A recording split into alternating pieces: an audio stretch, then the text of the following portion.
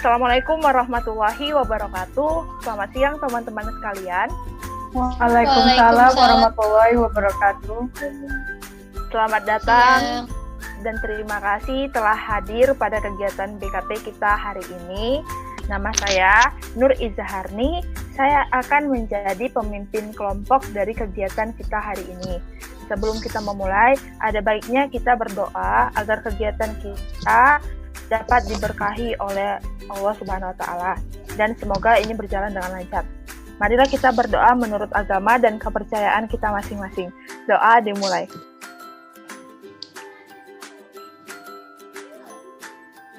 Amin, doa selesai. Apa kabar teman-teman? Semuanya sehat kan? Baik, sehat Kak. Baik, sehat Kak. Alhamdulillah. Jadi, kita ingin membentuk sebuah bimbingan kelompok yang menyenangkan, yang bebas, dan kalian bisa mengungkapkan semuanya dengan lega tanpa ada beban. Karena mungkin kalian merasa selama ini kalian merasa malu-malu untuk mengungkapkannya kan? Jadi kita mengungkapkannya di sini ya. Iya Kak. Nah, sebelum itu kita melakukan perkenalan dulu ya. Walaupun kita sudah saling mengenal, tapi saya ingin kita memperkenalkan diri disertai dengan ciri khas kita masing-masing. Dimulai dari saya ya. Nama saya Nur Izaharni. Ciri khas saya adalah gigi gingsul saya. Oke, selanjutnya. Nama saya Alfredo. Ciri khas saya ganteng. Cheese. Oke, baiklah selanjutnya. Nama saya Anissa, ciri khas saya imut lucu walau tak terlalu tinggi. Oke, baik. Selanjutnya. Nama saya Sabrina Anggila Resti. Ciri khas saya putih, mulus, bercahaya. Oke. Selanjutnya.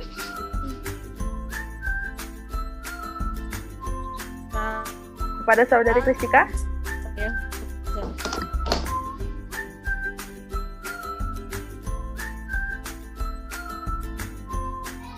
Saudari Kristika.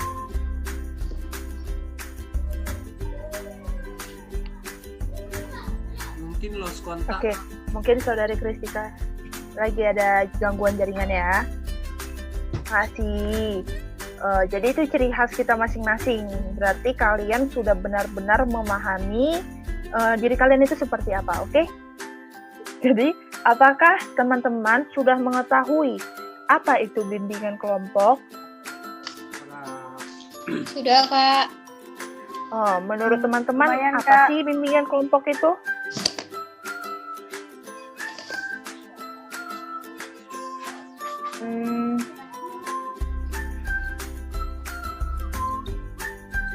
Oke, menurut teman-teman, apa sih bimbingan kelompok itu? Ada yang bisa menjelaskan? Saya Kak. Kepada saudari Yanisa, saya persilahkan. Maaf ya Kak, suaranya delay. Sebenarnya bimbingan kelompok itu kegiatan di mana memecahkan masalah bersama-sama dengan anggota kelompok yang lain yang memanfaatkan dinamika kelompok itu sendiri Kak. Baik, terima kasih saudari Anissa. Kepada teman-teman yang lain, ada yang ingin menyampaikan pendapatnya? Silahkan. Saya Kak. Kepada saudari Sabrina, saya persilahkan. Bimbingan kelompok itu yaitu suatu kelompok tertentu untuk mengembangkan kemampuan anggota kelompok ke arah kemandirian dengan dinamika kelompok Kak. Baik, terima kasih saudari Sabrina. Ada teman-teman yang ingin menyampaikan lagi sebelum saya simpulkan? Ya, Kak. Baik. Kepada saudari Kristika, saya persilahkan. Bimbingan kelompok adalah tempat di mana beberapa orang berkumpul untuk berdiskusi dan menggunakan teknik diskusi kelompok di dalam dinamika kelompok, Kak. Baik, terima kasih ya. Jadi saya simpulkan ya, Jadi bimbingan kelompok itu adalah salah satu jenis layanan bimbingan konseling yang diberikan kepada beberapa orang dengan memanfaatkan dinamika kelompok dengan bertujuan untuk membantu teman-teman agar mampu berbicara di depan orang banyak. Yaitu lalu selanjutnya mampu mengeluarkan pendapat, ide, saran, perasaan, dan lain sebagainya kepada orang banyak. Lalu mampu menghargai pendapat orang lain, berani bertanggung jawab atas pendapat yang dikemukakan, serta menjadi akrab satu sama lain. Lalu adapun hal-hal yang harus teman-teman perhatikan dalam kegiatan ini yaitu saya harapkan kita secara sukarela dan terbuka dalam menyampaikan informasi atau ide-ide dari topik yang kita bahas. Dan hal-hal yang bersifat pribadi, ada baiknya kita tidak ceritakan kembali di luar kegiatan PKP ini. Dan apabila ada yang ingin menyampaikan pendapat atau informasi, saya harapkan untuk menyebutkan namanya terlebih dahulu. Lalu saya persilahkan. Apakah teman-teman sudah paham? Paham, Kak. Paham, Kak. Paham, Kak. Baik. Jadi, berkumpulnya kita di sini adalah untuk melakukan kegiatan BKP dengan topik dengan topik kurangnya berkonsentrasi dalam proses pembelajaran online atau biasa kita sebut daring. Kira-kira apakah teman-teman sudah siap? Siap, Kak. Kak. Wah, semangat sekali ya teman-teman. Baik, jadi maaf ya teman-teman, kita kondisi sebentar ya, saya menjelaskan dulu. Jadi pembahasan kita pada BKP kali ini adalah kurangnya konsentrasi pada saat kuliah online atau daring. Nah, kita ketahui bahwa saat ini pemerintah Republik Indonesia menginstruksikan untuk melakukan gerakan belajar dari rumah atau study from home yang mengharuskan pelajarnya untuk belajar secara online dari rumah masing-masing dengan tujuan untuk memutuskan rantai penyebaran virus COVID-19 atau virus corona ini. Lalu yang menjadi pertanyaannya adalah apakah pembelajaran tersebut berjalan dengan maksimal? Pada awal penerapannya banyak kesulitan dalam belajar. Banyak mahasiswa justru mengalami kesulitan dalam belajar. Keadaan ini justru menurunkan mutu pembelajaran bagi mahasiswa. Teman-teman, termasuk saya sendiri, pun merasa kurang optimal dalam pembelajaran online ini. Benar begitu kan? Banyak hal yang menjadi faktornya, termasuk konsentrasi, yang mana di saat bertatap muka saja, kita itu tidak bisa menjaga konsentrasi kita dengan baik. Bagaimana dengan daring, di mana kita merasa sangat-sangat nyaman saat kita berada di rumah. Benar begitu, teman-teman? Benar, Kak. Oke, Iya, Kak. jadi maka dari itu, saya ingin mengetahui pendapat teman-teman terlebih dahulu mengenai apa sih pentingnya konsentrasi itu. Kepada teman-teman, saya persilahkan untuk mengemukakan pendapatnya. Saya, Kak. Ya, kepada saudara Alfredo, saya persilahkan. Pentingnya konsentrasi itu kan, Kak. Apalagi kalau kita yang kuliah ini. Jadi Ya, kita nggak konsentrasi, sama aja dong kita yang nggak kuliah atau nggak belajar. Jadi kita main-main gitu. Jadi konsentrasi itu penting gitu, Kak. ya benar. Selanjutnya, terima kasih saudara Alfredo. Selanjutnya kepada teman-teman yang ingin menambahkan, saya persilahkan.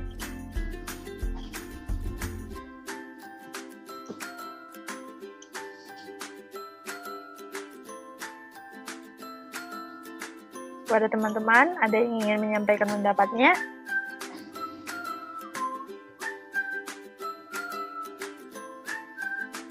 Saudari Kristika mungkin? Iya Kak, menurut saya konsentrasi itu sangat penting karena kalau kita tidak berkonsentrasi tentu saja kita tidak bisa menangkap pelajaran yang diberikan guru ataupun dosen kepada kita. Kalau kita tidak menangkap atau tidak menyerap materi yang diberikan dosen kepada kita, tentulah kita juga akan ketinggalan mata pelajaran maupun mata kuliah yang diberikan dosen. Itulah sebabnya maka kita perlu berkonsentrasi, Kak. Benar, baik sekali. Jadi saya simpulkan ya, konsentrasi ini tentu sangat penting bagi kita, dibutuhkan bagi kita dalam mengikuti proses pembelajaran, agar kompetensi yang diharapkan dapat dikuasainya bisa tercapai dengan baik. Konsentrasi akan membuat ingatan kita semakin tajam, benar kan? Ketika kita terbiasa berkonsentrasi akan suatu hal, secara tidak langsung itu kita sedang melatih daya ingat dan memori kita. Jadi kita berkonsentrasi agar kita dapat menyerap pembelajaran seperti yang dikatakan teman-teman sekalian. Nah, setelah kita mengetahui pentingnya konsentrasi nih, menurut teman-teman apa saja faktor-faktor penyebab dari kurangnya konsentrasi ini? Pada teman-teman, saya persilahkan lagi untuk mengemukakan pendapatnya. Ya Kak Anissa. Kepada saudari Anissa, saya persilahkan. Menurut saya Kak, salah satu faktor kurangnya konsentrasi tadi itu banyaknya tugas yang diberikan dosen lain Kak. Jadi ketika masuk, fokusnya malah ke tugas yang lain, bukan ke mata kuliah yang dijalankan. Itu Kak. Baik, terima kasih kepada saudari Anissa, kepada teman-teman yang lainnya. Adakah ingin menambahkan pendapatnya? Saya, Kak. Kepada saudari Sabrina, saya persilahkan. Menurut saya, faktor penyebabnya salah satunya mungkin karena penjelasan dosennya terlalu panjang atau terbelit-belit, Kak. Sehingga dapat menyebabkan kita kurangnya konsentrasi dalam materi tersebut. Baik, terima kasih. Kepada yang lainnya, ada yang ingin menambahkan?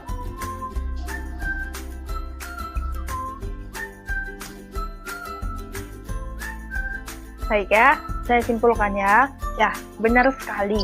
Seperti yang teman-teman sampaikannya, bahwasannya banyak sekali ya, beragam macam faktor-faktor yang disebabkan akan kurangnya konsentrasi ini. Faktor-faktor tersebut bisa didapatkan dari faktor internal maupun eksternal. Kalau eksternal bisa disebabkan oleh seperti yang saudari teman-teman katakan tadi, dari dosen, itu juga bisa. Terus bisa juga dari motivasi yang diperolehnya. Misalnya, motivasi itu didapatkan dari diri sendiri maupun orang lain. Yang selanjutnya yaitu lingkungan sekitar. Lingkungan ini didapat dari faktor eksternal, seperti yang teman-teman bilang. Bisa dari tempat tinggal kita, yang mana misalnya nih kawasan rumah kita ini sedikit kurang kondusif, sehingga kita ini tidak bisa berkonsentrasi jika di daerah kita pun tidak kondusif. Atau bisa juga di dalam room Zoom seperti kita ini, salah satu teman kita ini sedang berbicara, sedang mengeluarkan pendapatnya, terus dia di lingkungan sekitar dia itu tidak kondusif sehingga terdengar ke kita, sehingga kita juga tidak konsentrasi kan. Baru bisa juga karena gadget ini termasuk faktor eksternalnya, karena jika dimana saat kita mendapatkan notifikasi kita merasa penasaran ya kan, dan melupakan bahwasannya kita sedang belajar sehingga konsentrasi kita dapat terganggu. Lalu selanjutnya itu keadaan fisik, psikis, dan emosional. Kenapa saya bilang begini? Ini terdapat pada faktor internal. Karena jika kita dalam keadaan sakit, tentunya itu sangat-sangat berpengaruh dalam tingkat konsentrasi kita. Kita merasa lemah, kita merasa tidak enak badan, itu sangat-sangat berpengaruh sekali. Bisa juga karena kita belum makan atau minum, sehingga perut kita ini kosong dan minta diisi kan, jadi kita tidak bisa berkonsentrasi. Atau bisa juga kita itu merasa bosan berada di rumah saja. Lalu bukan hanya itu saja, kita berada di rumah itu kurang refreshing pertama kan, atau juga bisa dikarenakan tugas yang sangat-sangat banyak yang menumpuk, hingga tekanan dari mana saja itu bisa disebabkan karena tidak bisanya berkonsentrasi juga. Lalu Lalu juga bisa karena mood yang tidak baik. Kita, apalagi terdapat orang yang moodnya itu seringkali berubah-ubah. Jadi itu juga bisa menyebabkan konsentrasi kita terganggu. Lalu kita sudah membahas nih faktor penyebabnya. Saya ingin bertanya, apa saja dampak yang didapat jika kita tidak berkonsentrasi dalam proses pembelajaran ini? Mari kita diskusikan bersama-sama lagi. Kepada teman-teman, saya persilahkan untuk menyampaikan pendapatnya. Kepada teman-teman, ada yang ingin menyampaikan pendapatnya? Saya persilahkan mengenai dampak yang didapat dari tidak berkonsentrasi saat belajar online.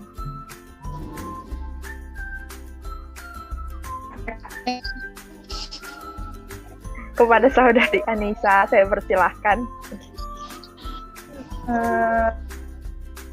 Kurang konsentrasi dalam belajar online, Kak. Iya kan. Jadi dampaknya itu kita nggak tahu pembelajaran apa yang lagi dijalanin sekarang, gitu, Kak. Oh, baik. Jadinya baik. Saya mau menambahkan, Kak. Oke, Kak, ada. Ya, tidak apa. Terima kasih saudari Anissa. Selanjutnya saudari Sabrina ingin menambahkan. Saya persilahkan. Saya menambahkan tadi jawaban dari Anissa. Menurut saya karena kurang pahamnya materi, jadi kita kurang dalam mengerjakan tugas, Kak. Jadi kita nggak paham apa yang akan dikerjakan tugasnya. Seperti itu, Kak. Baik, terima kasih saudari Sabrina. Kepada teman-teman yang lain, ada yang ingin menambahkan pendapat dari teman-temannya?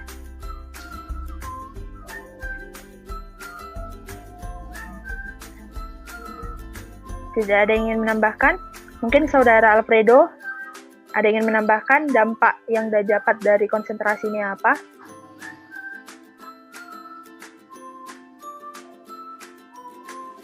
Skip, Kak, gara-gara hujan pula. Oh, baik.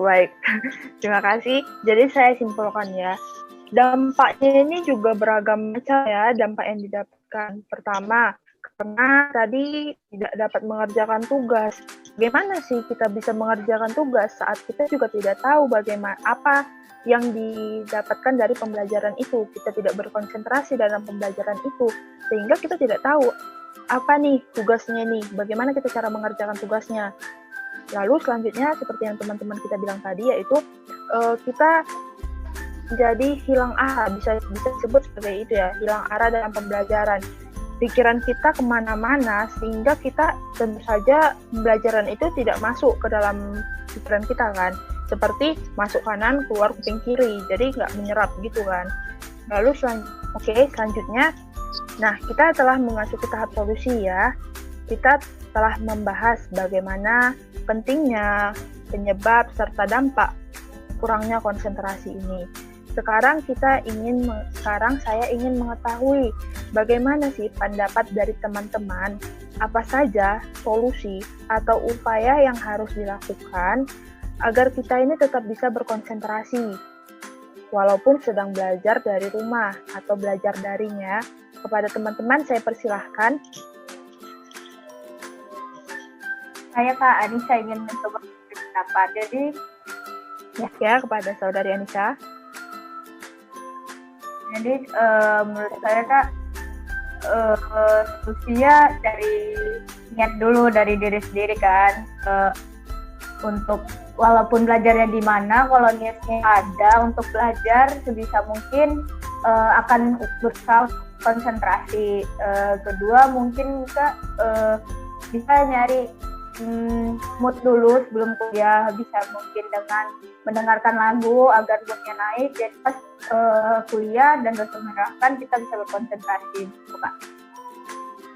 Baik, terima kasih kepada saudari Anissa. Kepada teman-teman yang lain, ada yang ingin menambahkan pendapat dari saudari Anda?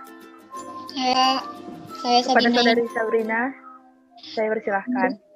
Menurut saya pribadi nih, Kak, supaya saya berkonsentrasi dalam kuliah daring, yang pertama saya mandi agar seger biar melek matanya. Yang kedua, saya kalau nggak makan nggak mood, Kak. Jadi saya harus makan dulu. Kalau nggak ada sarapan atau makanan, Pinomat minum teh lah, Kak. Gitu, Oh ya, Kak. baik.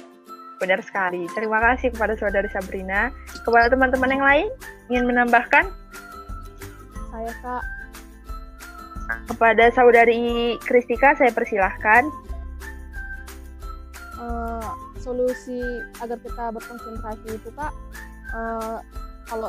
kalau dalam belajaran daring ini kita memilih tempat yang kondusif, misalnya bisa di kamar atau di mana tidak ada gangguan. Baru yang kedua itu niat kita dari dalam. Kalau nggak ada niat kita untuk berkonsentrasi, tentulah kita tidak bisa berkonsentrasi. Yang ketiga itu kita siapkan stamina maupun tubuh kita yang sehat biar kita tidak terganggu gitu Kak. Kalau kita sedang sakit maupun bad mood, tentulah itu akan mengganggunya Kak. Begitu kira-kira Kak. Baik, benar. Terima kasih kepada saudari Kristika. Kepada teman-teman yang lain, ada yang ingin menambahkannya? Pas Kak. Baik. Saya simpulkan ya. Baiklah. Banyak sekali upaya agar kita bisa tetap berkonsentrasi saat daring ini.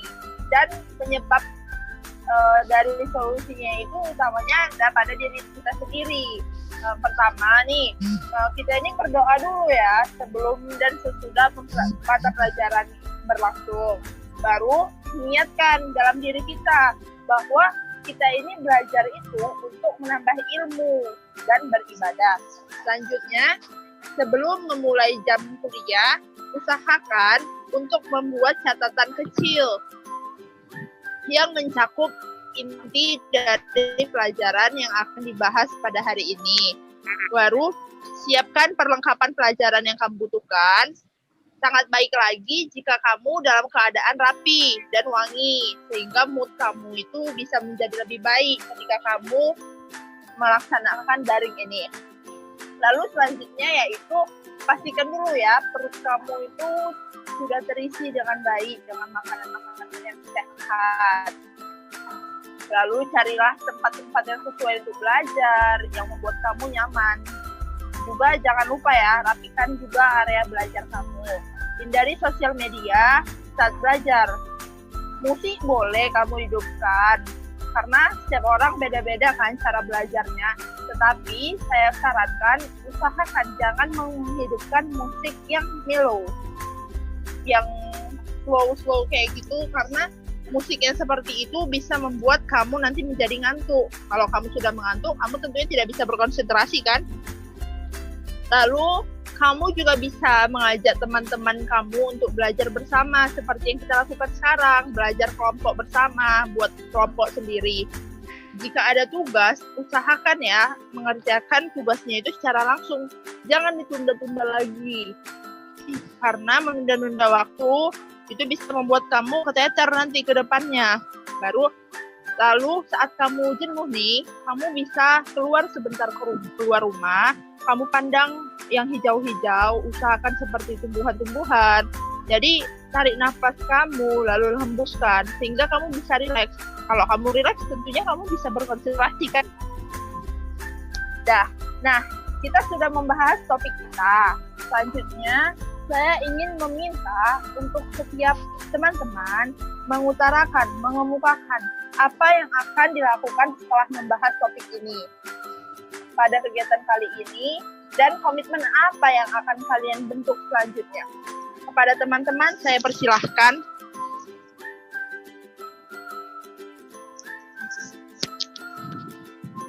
Halo teman-teman. Saya Kak. Ya, kepada saudara Alfredo, saya persilahkan. Untuk kedepannya, saya akan mengikuti saran-saran yang kita telah bahas tadi. Bagaimana meningkatkan konsentrasi. Terus, saya lebih terpikirkan atau lebih termotivasi atas dampak-dampak jika saya tidak berkonsentrasi, mungkin bisa merugikan diri saya di dalam perkuliahan ini. Mungkin itu sebuah pelajaran buat saya. Jadi untuk kedepannya saya akan berusaha untuk lebih serius dan lebih berkonsentrasi mengikuti pelajaran atau mata kuliah yang akan diberikan oleh dosen. Jadi komitmen saya itu aja sih Kak, mau lebih serius lagi, bukan main-main lagi untuk kuliahnya itu Kak. Wah, baiklah. Terima kasih Saudara Alfredo. Alhamdulillah ya, jika kamu sudah memiliki rencana kamu ke depannya. Selanjutnya kepada teman-teman sekalian, apakah ada yang ingin menambahkannya lagi, memberikan apa sih rencana ke depan kalian, apa komitmen kalian ke depannya?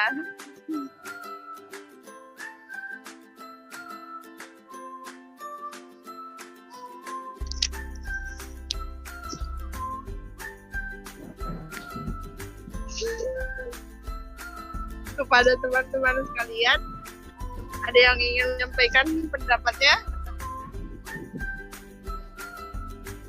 Kurang lebih sama sih Kak. Ya, kepada Saudara Anissa? Sama kayak yang di utarakan Alfredo tadi. Mungkin mengikuti saran yang hari ini kita bahas, kayaknya bisa dicoba gitu Kak. Ya, baik. Baiklah, terima kasih kepada teman-teman. Baiklah, teman-teman sekalian, kita telah memasuki tahap pengakhiran, di mana juga kegiatan yang kita lakukan ini pun akan segera berakhir. Jadi di sini saya meminta teman-teman untuk mengemukakan kesan dan pesan yang kalian dapatkan pada kegiatan kali ini. Pada teman-teman, saya persilahkan lagi. Saya Kak Anissa Kak ingin memberikan kesannya. Maaf Kak, jatuh handphonenya. Maaf kepada teman-teman, kepada Saudara Anissa, saya persilahkan. Jadi Kak, kesannya itu menyenangkan ya, yang pasti. Kesannya itu, maaf Kak. Itu menyenangkan, habis ketawa kayak gini kan. Terus bermanfaat juga Kak, jadi kita kan akhirnya tahu bagaimana menghindari nggak berkonsentrasi sampai mengatasinya gitu. Kayak saya harus begini, jadi ini menambah wawasan banget lah Kak, kegiatan kayak begitu menurut saya. Baik. Terima kasih Saudari Anissa. Kepada teman-teman, ada yang ingin menyampaikan pendapatnya lagi? Saya Kak Sabrina. Kepada Saudari Sabrina, saya persilahkan. Kesan saya karena BKP teknik homeroom ini, jadi saya bisa tahu penyebabnya konsentrasi itu gimana, apa dampaknya. Jadi saya bisa menjalankan solusinya tersebut. Terus pesannya semoga teknik homeroom ini bisa lebih santuy lah kayak gini kita. Ketawa-ketawa, jangan terlalu formal lah gitu. Iya. Baik, terima kasih ya Saudari Sabrina. Ada teman-teman yang ingin menambahkan lagi? Saya persilakan jika ada.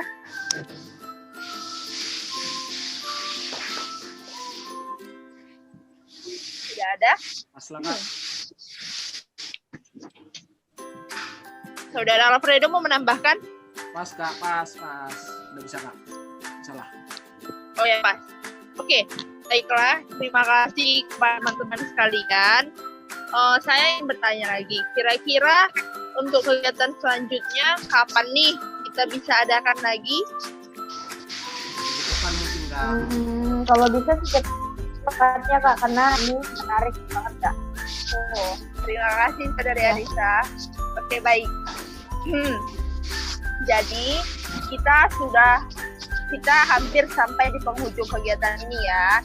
Sebelumnya, marilah kita berdoa terlebih dahulu menurut agama dan kepercayaan kita masing-masing.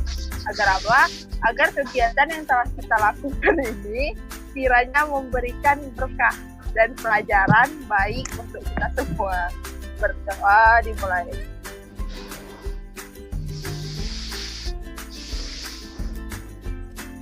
Amin. Doa selesai.